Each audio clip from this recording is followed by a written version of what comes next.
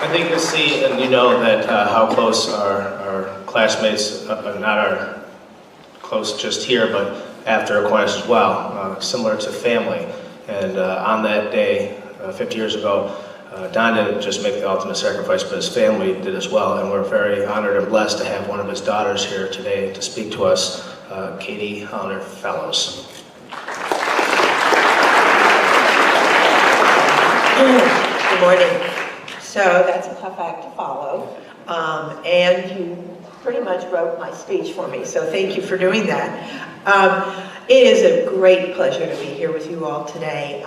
I look out in this audience and I see these young faces, and I think about your future ahead of you. I think about the lessons you have to learn. I think about all of the things you have to accomplish. And I just want you to know that I pray for you. I wish the very best for you. Like I said, I'm so pleased to be here to honor and celebrate my father, Don Holleder. I would be very remiss if I didn't thank the many people that made this ceremony today possible. Jim Lanson, I'm not sure where you are, but thank you. I know the tireless energy that went into planning and conducting today. Jay, thank you for everything, the many emails, making sure that we got here on time and where we were supposed to be, and all of the alumni office and administration. As I've said, I am the second daughter of Don Holleder, and I am moved that here we are 50 years later after my father's death, and we're still coming together to honor him. His is a legacy of self-sacrifice, courage, valor, honor, and above all else, team before self. My father was born on August 3rd, 1934 in Buffalo, New York. At the age of 12, he and his parents moved to Rochester.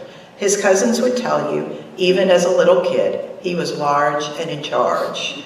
Although his character traits were innate, it was during his years at Aquinas that his ideals of honor, respect, courage were honed. He was a three-sport athlete, and while he was a star at basketball and baseball, it was football that allowed him to test his strength and endurance. He was a big guy, and he liked the physical contact. Recently, I learned that my father was offered 81 full scholarships to play football coming out of Aquinas. That's a lot. But he chose West Point.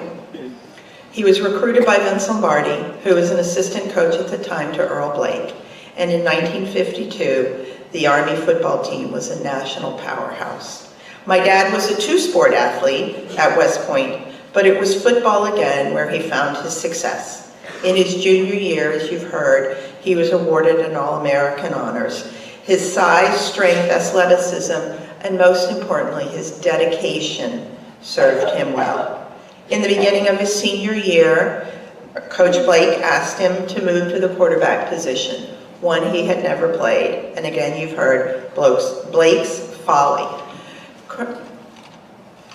Coach Blake needed a leader. He knew he could teach a leader to be quarterback, but he wasn't certain he could teach a quarterback to be a leader. So he needed my father, Don Holleder. He gave up second-year honors, possible honors for All-American, and moved to the quarterback position. It was not the best year in Army's football history, but they did beat Navy, and that's always the top record. My father was again recruited by Vince Lombardi to play for the New York Giants after graduation. He turned this down because he wanted to fulfill his commitment and lifelong dream to become an Army officer. My dad was not built to sit behind a desk. It was the field that he wanted to be, whether it was the football field or the battlefield.